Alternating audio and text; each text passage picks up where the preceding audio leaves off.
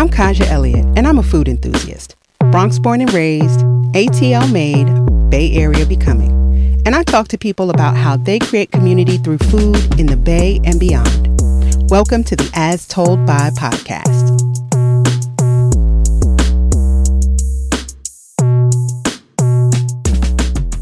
All right, welcome to this week's episode of the As Told By podcast. I am here in San Francisco today, and I'm talking to award-winning chef, artist, teacher, and activist, who's also the founder of JustUs Kitchen and the co-founder of People's Kitchen Collective, both of which are organizations that center the lived experience in liberation of Black and Brown people through food, art, and social justice as vehicles for change. She currently serves as a chef in residence for MOAD SF, which is the Museum of the African Diaspora here in San Francisco. Jocelyn Jackson, welcome to the As Told By podcast. Thank you so much. I'm really, really grateful to be here. Oh, thank you. I've been looking forward to this conversation. I know, I have been wanting to talk to you for some time and just encountering you at different things at the museum. So it's good to be able to sit down and talk here. Thank you so much for making that call. Absolutely, yes. And there's a late breaking update. Are you ready for it? Oh, breaking news, yes.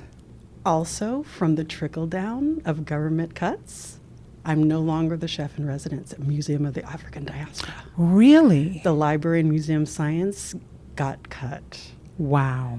$900,000 taken from the MOAD budget. Mm. So they will absolutely find a way to get the chef in residence feel and vibe back in the space because they're closed for renovations right now too. Yes. So that will absolutely happen.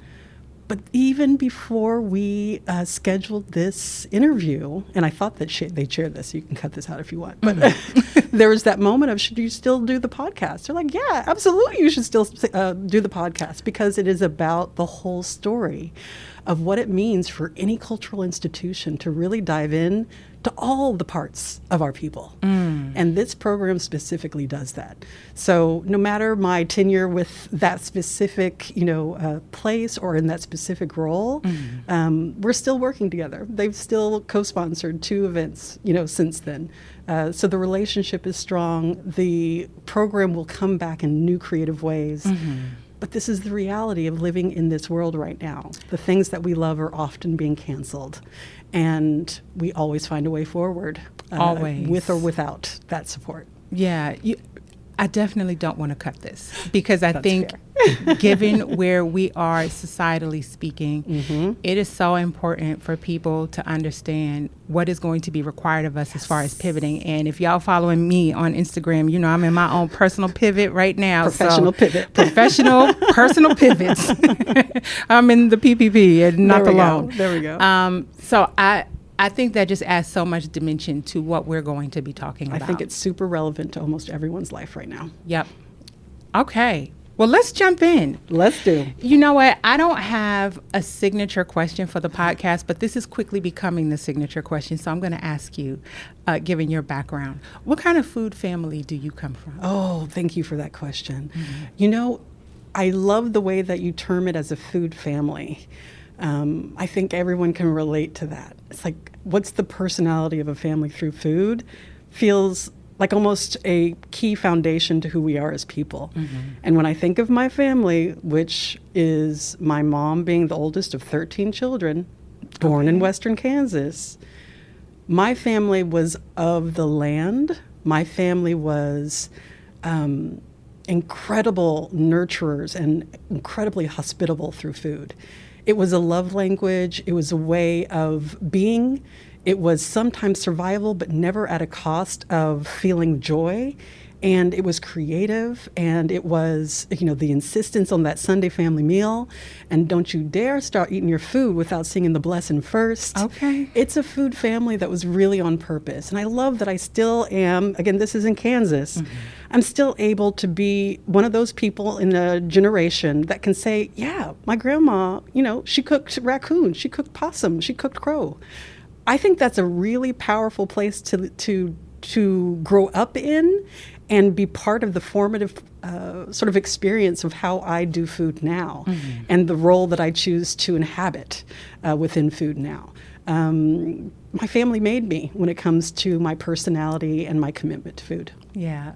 Well, it sounds like they kind of have made you in some other ways, because I know in doing my research, you come from a family where change and service and engagement, civic engagement, was front and center. So looking back and thinking about the work that you do now, do you feel like you were like raised to resist? Ooh, yeah. Can that be on the list for everybody? Yes. Please go ahead and be raised to resist. And I think that's a really important thing. You know, we have a lot of power in the way that we exist and sort of manifest ourselves in the world. And for my family to say, this is your responsibility. This isn't a mistake that you are of service to community. This isn't a mistake that you are propelled into roles of leadership. This is a requirement of being on this planet. And I love that. I love that that's the baseline. I love that that's the expectation. It really allows entitlement to just be cast off. There is a reason and a purpose for my place in this world, so let's get to work. Okay. I love that. Everybody should be raised to resist. Do it. I wasn't, and I'm learning to do that later on in life. Oh, I love that turn, though. Like to see that happen in your own life. You're like, oh, here we go. Yeah. Well, I mentioned in the intro your connection to JustUs Kitchen and People's Kitchen Collective. And I found a video online, I feel like it dated back to like 2016, if I remember correctly, that highlighted the work. And there was a deep cut. Yeah, right? The deep cut. I found it, though. And there was a part in the video where there was a statement that said, food is where we meet, where we build, where we struggle, and where we survive. Yes. And that stuck out to me so much, because there's so many things that can be inferred in that statement. Good, bad, ugly, in between. And so I would love for you to talk a little bit more about that sentiment as it relates to those two organizations. Thank you for making sure that that was brought to this conversation. I have been absolutely resonating with this statement recently, because I'm going to start here and go backwards. We're living in a moment where there are multiple genocides happening at the same time. We're living in a time where starvation, not famine, engineered starvation is being used as a weapon of war. It couldn't be any more relevant for that phrase, for that call to action to be at the very beginning of every exchange. This is a moment where we are really being measured in our humanity. And for food to be in such a palpable part of that conversation right now, for it to be something that can save you or kill you, depending on how it's wielded, that's the point. And that is absolutely what I want to be front of mind when we're doing anything together. Because yes, food brings joy. Food brings some incredible version of universality to people around the world. But we need to be real about how we, again, have agency in this experience of where it is showing up and where it's not, and what our responsibilities are when anyone tries to take it away. Okay? Because that's our responsibility. If it's away from us, if it's over there, doesn't matter. Solidarity defies boundaries, and food defies boundaries. So let's get to work on that too. And so when I think about that as the moment right now and going in reverse, People's Kitchen Collective was really born out of traditions of where are my flavors at? Where are my people at? You know, there's this lack if you are, especially the beginning of People's Kitchen was in a predominantly white institution. Okay. And so there's that extreme longing. And so make it for yourself. Do it for yourself. And that's how People's Kitchen was born. I want to have the flavors. I want to have the political education. I want to have the community. And food can be the nexus point for all of that. And for JustUs Kitchen, it's similar. It's so powerful that we can have food as a catalyst for our personal identity. It can be something that informs us, that defines us, and that really gives some real subtlety and nuance to how we perceive and operate in the world. If we don't have exposure to it, because for some folks it's not accessible, whether it's, I'll just say a variety of reasons, there is something really important about having this opportunity to build something, which I had, where I can make sure that specifically Black women and femmes are getting that access, are having the stories and the connections that are empowering their lives with these customized, creations of dishes that really respond to their stories of how they've interacted with, harvesting food, with cultivating relationship with different dishes with their families. This is really powerful things that we can do, and it really makes a difference to me that Justice Kitchen and People's Kitchen Collective can define themselves through things that really go through joy, heartache, opportunity, sacrifice.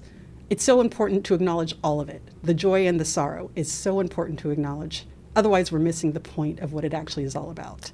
I feel like now more than ever, we need that space to grieve as much as we need to claim the spaces of celebration. We need both, but we can't ever do without either.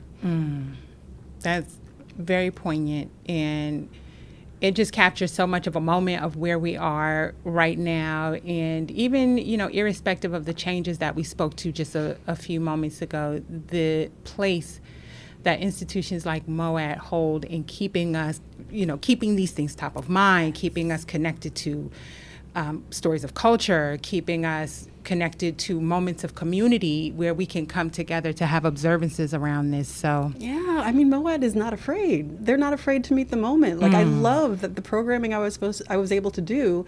Bryant Terry was my predecessor. Yes. Did some incredible projects, and one of the ones that always is raised up as, are we going to do it again? Are we going to do it again? Is the Black Food Summit. Just remarkable to bring people out to the farm and to have these beautiful experiences with one another. And I took his tradition and legacy to heart when deciding on my programming and what path I would take within the role. And I was able to host things like Hospitality for Humanity and talk about what's happening in Palestine and cook the dishes from that place with people who are doing the work of making sure there's no silence around it. And I was able to do a grief circle for Black and brown women. That is formative, to be able to say a cultural and arts institution like MOAD can hold a grief circle for women in this moment where it's needed so much, and that's relevant to our health and wellness and the food traditions we wove through that, the Brazilian dish, the medicinal herb teas. These are the moments that can happen on purpose when we weave all the things together, not just, food for food's sake. Yeah.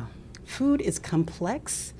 It is gorgeous. It is filled with possibilities, and I want everyone to be able to extend themselves into those. Yeah.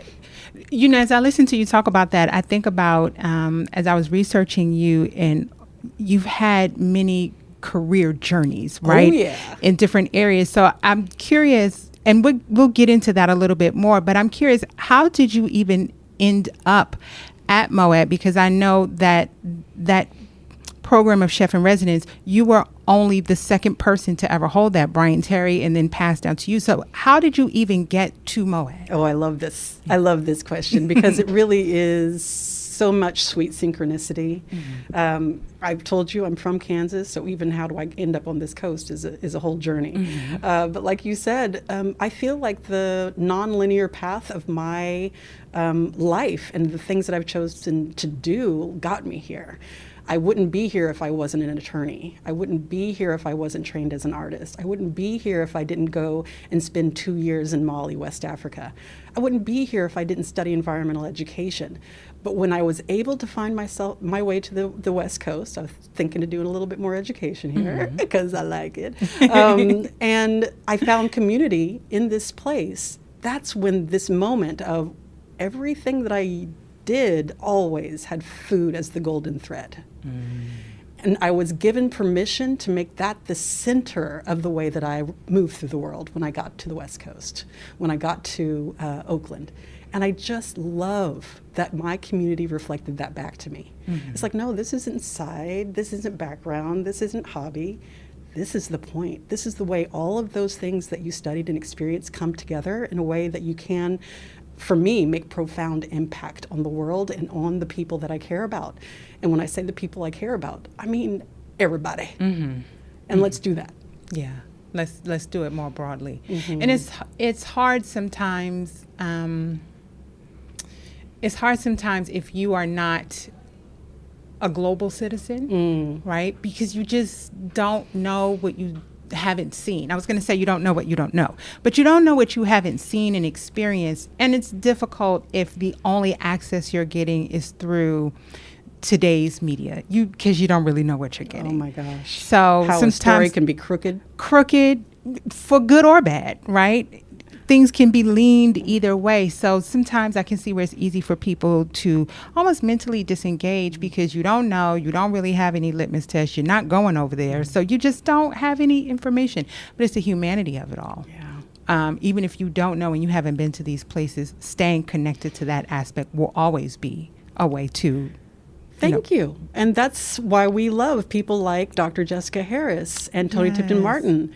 They're the people that have gone to the places. Like, oh, I have a longing and I have an intuition that I need to be further connected to the foodways that have made me who I am. And they did that creation of a path for me to say, yes, that is an absolute truth that I need to explore and not rest on. That's such a gorgeous thing to have a legacy around. And I love, I was able to do African ancestry. Thank you very much. Okay. Very excited. Nice. Very excited. And it's been that kind of experience where, oh, wait, history didn't begin here. I can absolutely connect to something real and tangible on the continent. And it wouldn't matter if you can't. I don't think you need that to be able to make that connection. But there's something really beautiful of being able to see all the ways this black-eyed pea has been meaningful to my peoples before I knew. Wow. It's really gorgeous to be able to have that moment of braiding rice in my own hair, just to know what it felt like. And to know that that could be planted, that could nourish me and my family. It's just really powerful when those stories are told. They inspire you to take your own journey, and there's a capacity for even more because of it. All those traditions. I was in a conversation with someone about some of those traditions and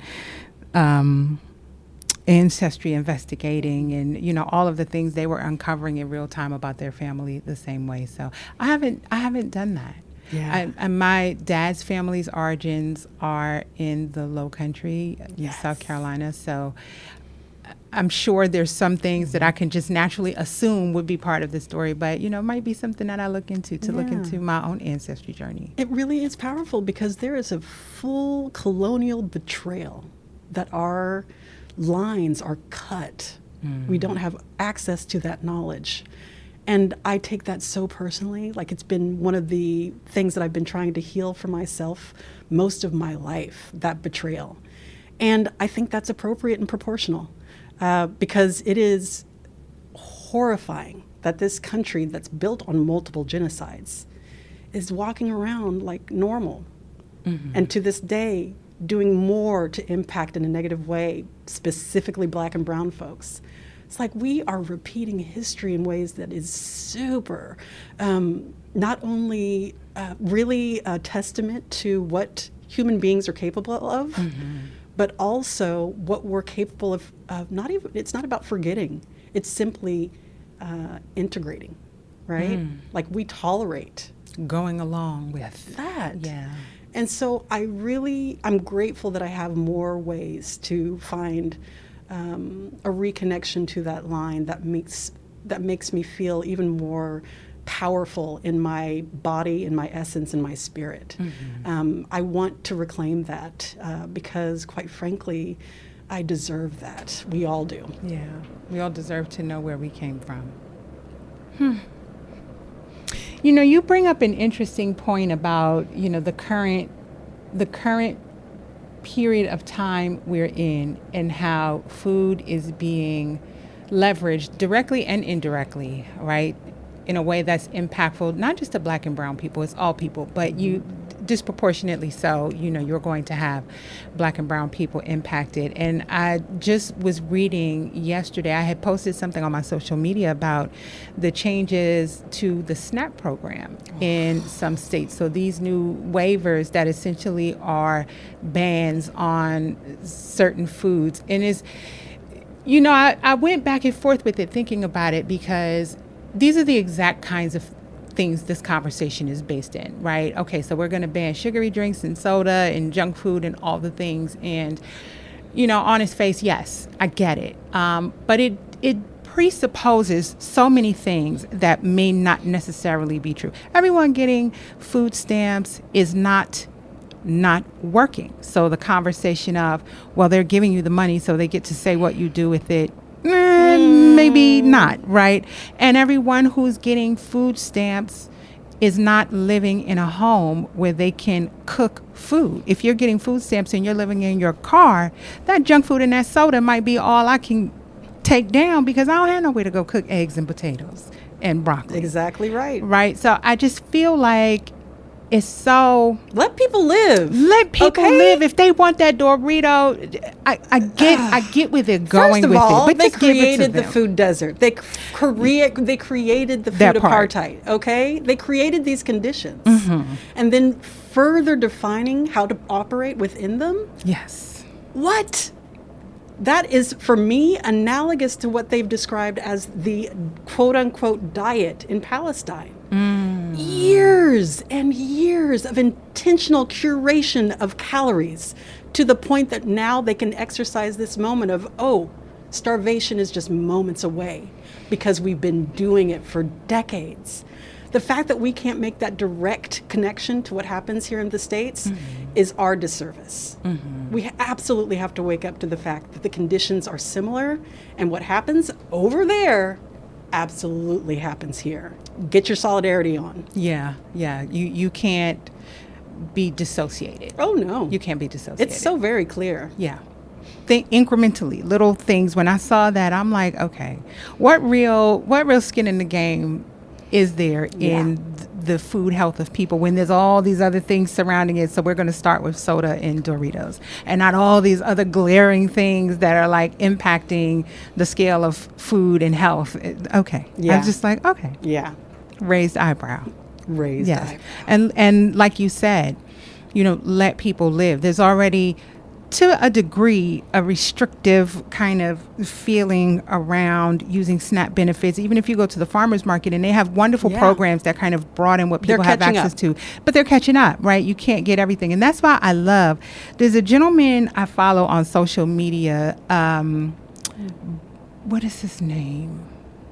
Budget Bites. Budget Bites SF. Okay. And he's a food influencer, but showing you how to access foods on EBT. There we city. go. And I love that because, so much, even we myself. need to hack that system. So much of what you see of food influence and food online is like, I'm going to this restaurant and I'm here and I'm there, myself included. Yeah.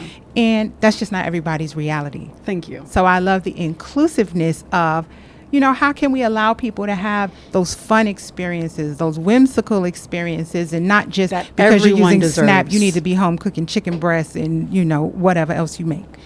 That's exactly it. Yeah. Oh, thank you for turn me on to that. Yeah. I appreciate it. I love it. Y'all go follow him. Budget Bites SF, I think is his name. You talked a bit about the food work that you've done globally. And, given this moment we're in, do you feel like sometimes we think as the United States, we're so far ahead.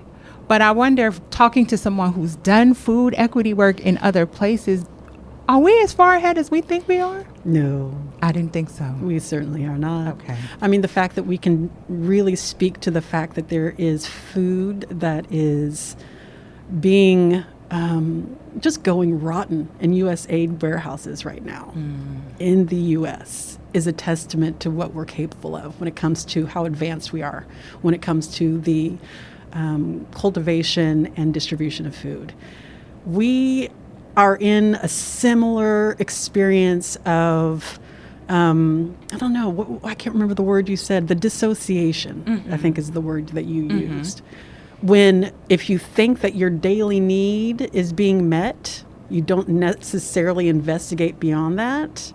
But we need to talk about it because our current ease and comfort is based on a climate that is declining exponentially in a way scientists are absolutely terrified of what's to come, not 50 or 100 years from now, but 10 and 20 years from now. So I can make a plate of food and I can get things that are enjoyable on that plate of food. But if I'm not willing to sacrifice because of climate conditions and make choices right now for the service of our future, that's a disillusionment that's going to be really, really fatal. And so I want us to be, again, in our places of embracing what is in a way that is very much respectful to the fact that we are human beings in a world that need to be in places of joy. I don't ever want to deny that. But I also need reality to set in of what our responsibility is if we want to keep having that experience. And those are hard choices. Those are uncomfortable choices. But they need to be made now. I mean, it is beyond time for us to come to the reality of what it takes for us to grow, produce, and distribute food. Every single part of it right now is implicated in climate change, and we're not acting like it. It's when I hear you say that, I go back and forth with a conversation that I do feel comes around, frequently, and sometimes I'm in, conversations where this is the theme, but kind of holding the premise of social justice around not just specifically food, but just social justice as a theme against the theme of fairness and how realistic is it for us to create it, to find it, to expect it. I wonder, how do you hold those two things together? Because there is some aspect to this will not ever probably be unilateral, right? But it does not have to be punitive. It does not have to be genocidal. It doesn't have to be those things. I struggle with how I balance the two together, the shoulds versus what will or won't be. You really did say it. The shoulds versus what will or will not be.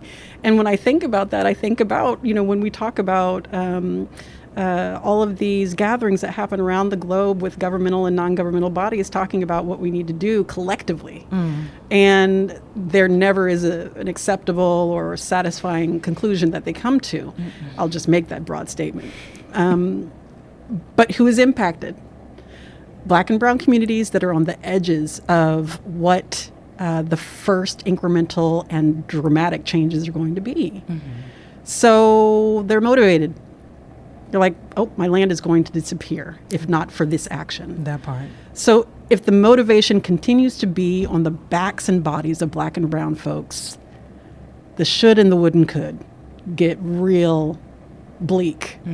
And so I admit also to being in that question constantly and not necessarily seeing the path forward for our collective reality, because I just am not blind. Like, I see who is in the world, and I've seen what people are capable of by the actions that they've taken. I'm sad that I often refer to these circumstances as a collection of death cults. Oh, wow. I really do, because that's the realistic perception I have about the choices that are being made right now when it comes to wealth, when it comes to resource use, when it comes to the care that is willing to be shared with people that aren't you. That is the real fragility of the moment. And I think that self-inquiry and that self-awareness, we can't expect it from everybody. What we can do is very much be in solidarity with the folks whose bodies and backs are being impacted. And that clarity of the global majority, can I just get an amen on the global majority? I don't need to call myself minority ever again in life. Like, let's just be the global majority and act like it. Seriously, that's why people are kicking, scratching, fighting, and biting, because you see the tide not is shifting, it has shifted. And so with that, and because we know it is fundamentally about numbers. Yes. Who is aware and who is not? Who is willing and who is not? And the global majority acting together is a powerful thing. And I want to embrace that as my reality, and that is my scale for hope, and that as my joy. I love that we are the global majority. So let's get to work. Let's get to it. Wow, that's so encouraging. And even one thing I've been trying to focus on, because like you said, you do the little bits that you can where you are, right? Even if the impact is just you and your immediate circle. One thing I've really been focusing on is reducing food waste. Woo. Right, in my house. I live by myself.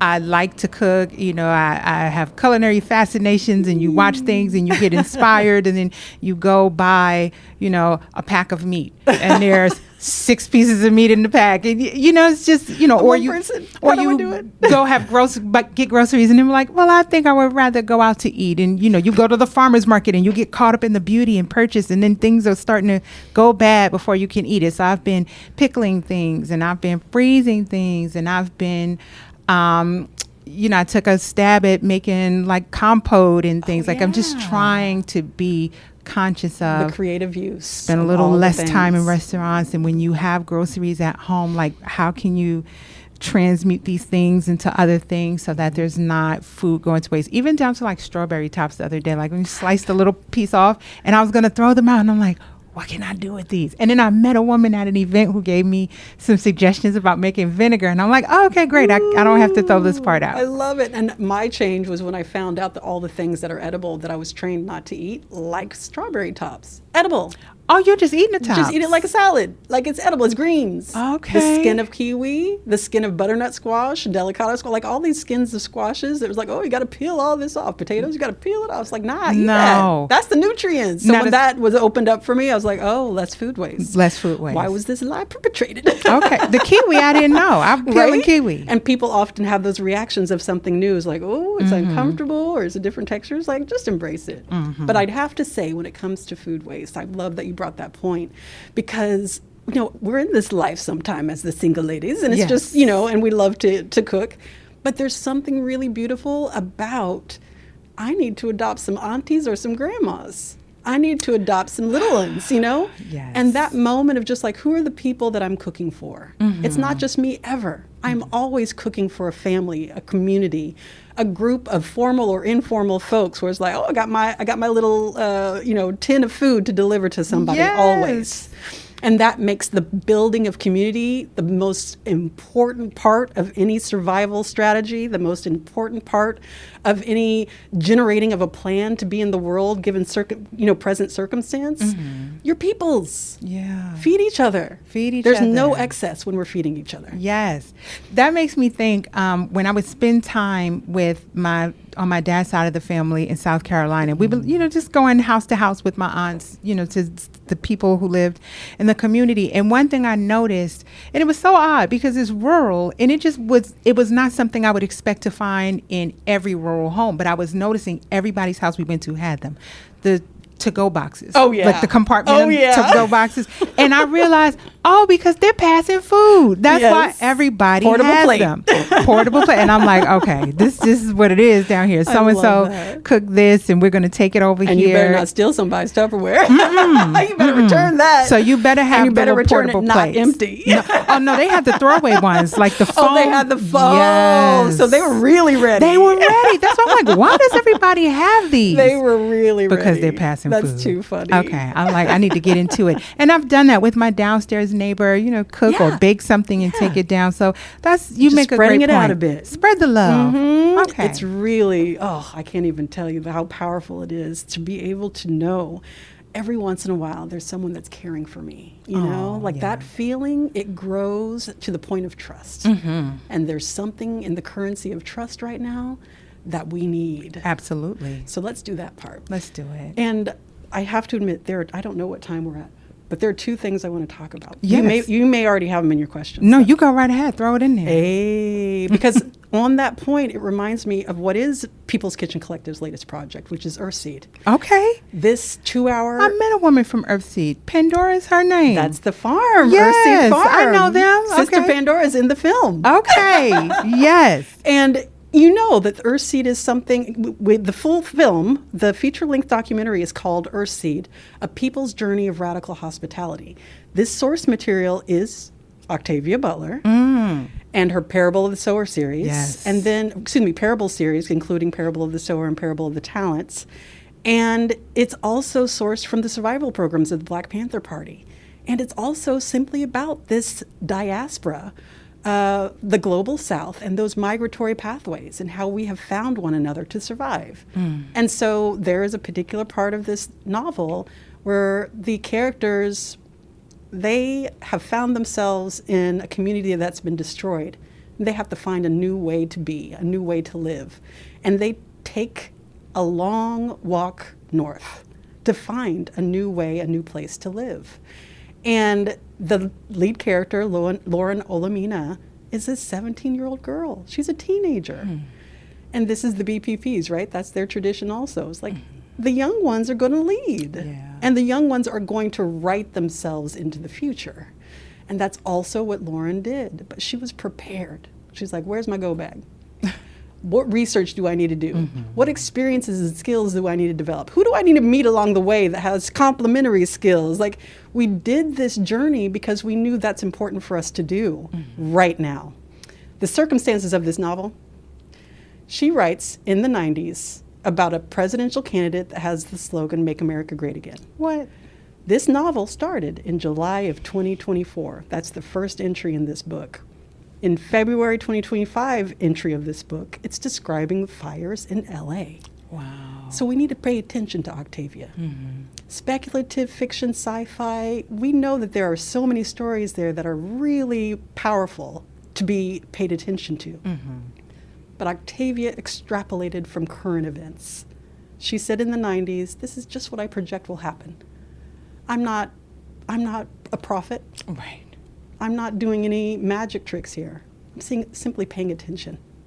And so for someone at that time to be so accurate about our present circumstance, let's go ahead and get to work on that too, of being really cognizant of the people in our past and present that have the information and wisdom we need to be in this world together and survive together.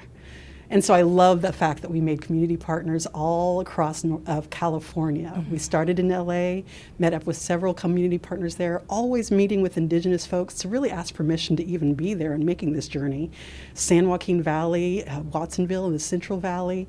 We were having a beautiful moment here in the Bay Area for part of the film, and then we went to the North Bay in Mendocino, and that's where we saw Pandora and was able to be at the farm. All of these experiences and all these community partners were reaffirming we have everything we need. People are already doing this work together. The fact that we are now binding ourselves more closely together by having visited one another, by having walked together, this is a really powerful testament to what all of us need to be doing in order for us to be really responsive to present circumstances. And that's why we want to do this national tour, where we're taking this film around the country to people that resonate with this message and those who maybe are curious about what's possible, because this film is of the moment. It's telling the story that so many people are ready to hear, and we are simply avatars for everyone in this film. Like there are 12 people about on all 5 of the parts of the journey. And we are just doing this for everybody else. And we don't fly around the country capriciously. Like, that's not something we do because, again, climate change. Yeah. So it really has to be impactful and purposeful. And we will do acknowledgement of that at each place because of that. So I'm just grateful we get to do that national tour. And I love that we get to do Life is Living Festival, too. Have you heard of Life is Living Festival? I have not.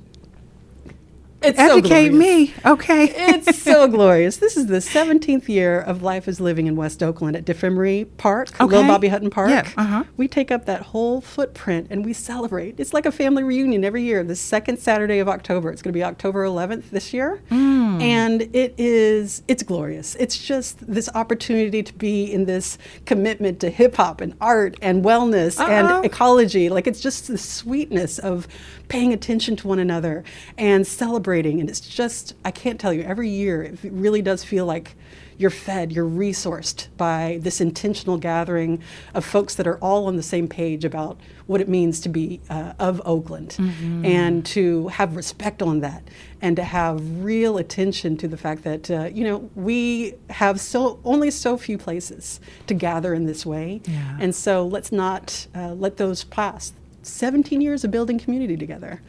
Again, the people that started this were young ones, These are the little kids, or, not little, but they're young people who said, we need something for us. And so they built it.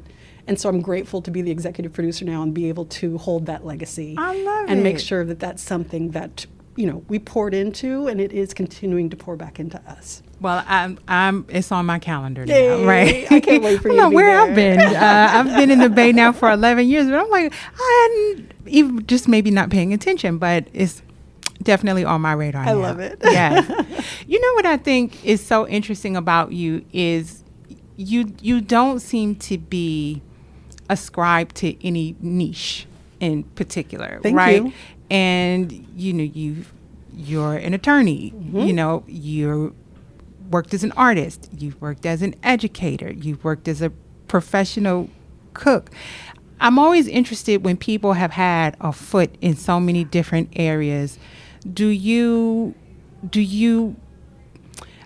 I guess for lack of a better term, I'll use the word compartmentalize. Hey. Do you compartmentalize which parts of that you bring to the work you do now? Or is it just, there's no compartmentalization, there is just one version, and we will just layer that one version over whatever we're doing? Exactly. It really is that. I love that I get to be everything at once. That's really the point. If I had to diminish any part of myself, I don't think I would be as capable of showing up in the world as I do right now, because it really does take each of those pieces to come to any of the projects that I work on. The Life is Living Festival I was mentioning, the reason we're doing it, that we got the opportunity to be executive producers, because People's Kitchen Collective provided free breakfast in the legacy of the Black Panther Party every year since 2012. We have such a long relationship in that category of providing free breakfast. But that translates to, let's go ahead and do the executive producership of the entire festival, because we've had this experience and then all the experience also that we've gathered, and the fact that I am an attorney and I am an environmental educator and I am an artist, all that plays into the fact that food can be at the center, but it's the whole experience that we're always tending to with every project. Every project. Food is the center, but we're organizing, we are planning, we are being in the world on purpose to create a movement. And that requires all of our skills. Got it. Thank you so much.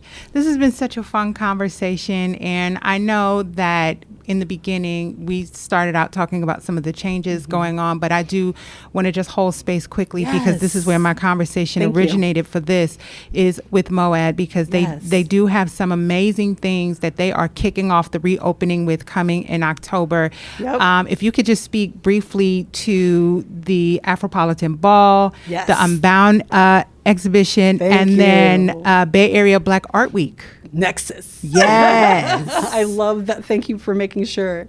It's really, I don't know, there's something really special about taking a pause that I think that Moad is truly living into. They have actually, I'm going to start a little bit of different place. In this opportunity, I think it was March that the closure started to do the renovations. These were planned renovations that they had in mind. But in that time, they've been doing community engagement projects. So Moad has not been asleep. It's been in the community. It's like, oh, we don't have this place. Let's go to the community. And so I love that that's the way that they engage this time of pause at the physical location. And gratefully, Booker T. Washington, Community Service Center, that's one of the places that I work with as well. And we were able to do Moad events there with the elders and the youngers, with Chef Fernay. So it's just been really sweet to have those happen. What means a lot to me is that there's this preparation now, because at this pause, they've also gotten all this news that I mentioned. So when there's this reopening, it's really a flourishing of a reopening. It's, y'all don't get us down. We got us. And it's going to look like, we do this annual Afropolitan Ball on purpose. It's a gala to confirm and affirm that Black culture is in San Francisco for the long run. And we are absolutely at that beautiful point where, Monetta, oh my gosh, Monetta White, Yes. the executive director, the person that is responsible for Black Art Week, and we call it Nexus, is Monetta. And she's taken this real approach to making sure we're seen. It's like, wait a second, all these synchronicities, all of these moments of uplift within the Black arts community are happening. They're circling around in this particular moment. How about we lift that up all together? And for someone to have that vision, to bring that to us as a gift, really, it feels so powerful because we see so many versions of those highlighting and amplifying. And I want us to always be able to know that we have advocates like Moad and like Monetta that are looking for those, that are making sure that when we have an opportunity to do that, it's done in a way that's so exquisite. And I really like that we get to have Unbound as sort of the opening in October, because it's also bold, it's also unapologetic. Kijo Lee is the curator at Moad, and she's just such a powerful voice and also a powerful sight of what combinations of qualities within any given show are necessary for the audience to really create the sense making of what it is for art to create culture and to create opportunity for us to see ourselves in it. And I love, love, love that we get to reopen with that. Yes, that And is I'll a keep great saying way to we. reopen. I'll keep saying we. Oh, it's going to be a we. It's going to be a we. And yes, continue to say we. Well, thank you so much. I have loved all of the programming that I've gotten to experience at Moad during your tenure there. I'm so excited for the things that you talked about are going to be part of what you do going forward. Cannot wait to see what is next for you. I'll ask you a fun question to close out. Where's like one or two places that you're eating right now? Oh my God. Yes. My kitchen table. Okay then. Listen, I'm at the house cooking. I sort of cook good food. Okay. And people cook good food for me. It's really, I feel spoiled. Yes. But what I think about when I think about where I am going, it's really about the people's also. And in this respect, I'm going to mention two places just because they're the ones that come to mind immediately, maybe three. But I love that I get to go to Reams. I love that I get to go down to the Mission and say, Reem, thank you for so much for being a absolute beacon in the midst of so much darkness and for being light that is never going to go out. And so Reams is something that I rely on to remember, to support, to advocate, to be in solidarity, and to be with delicious food, right? And get ready because Reams is coming to Jack London. Oh, yeah, that's right. The bakery is back. Yes. Thank you. And I love Understory. I don't know if you've been there. I have not been there. Oh, it's on International Boulevard. Okay. In Oakland. Okay. And it's a new location. And this is it's a co-op. It's something where the leadership and the form of it matters as much as what they are producing for us. But it is an incredible testament to all the different cultural backgrounds of all the people that work there. So the food that you're getting is it's so special. It's so meaningful. It's so filled with love. And I so appreciate places that are able to embody that and in their values, you know what I mean? So it's just a special place to go to. And it's on my the list of where you're going to go. Yeah. These are two places that are always on it. And I love Wapeba's Kitchen. Okay. I think it's just so nice. It's so good. And it's, again, a place where it's just like, there's nowhere else that you can get access to this beautiful expression of indigenous food. That is correct. And to be able to be a recipient of the gift of that, I do not take that for granted. Yeah. Considering the fact of everything that has been done to make invisible, to silence, to create a story that's simply not true about what is so powerful about the First Nations of this country. And to have a plate of food that is a rebellion to that is absolute resistance to that. Yeah. What a gift. We ain't going nowhere. Hey. And neither is our food. So I'll leave it there. Yes. I'll say those three. Okay. Tell people where they can find out more about you and the things that you are working on. You absolutely can go to peopleskitchencollective.com. You can also head over to lifeisliving.org and justuskitchen.com. All three places probably talk to each other too. Okay. Okay. Well, I will make sure to share those with the show notes. Thank you so much for making the time to talk with me today. So excited. Thanks for lunch. Absolutely. Yes. Yes. Lunch on me. If you want to keep up with me in between episodes, you can find me at kayinthebay.com, or you can find me on Instagram at heykayinthebay. That has been this week's episode of the As Told by podcast from San Francisco, and I'll see y'all on the next one. Thank you.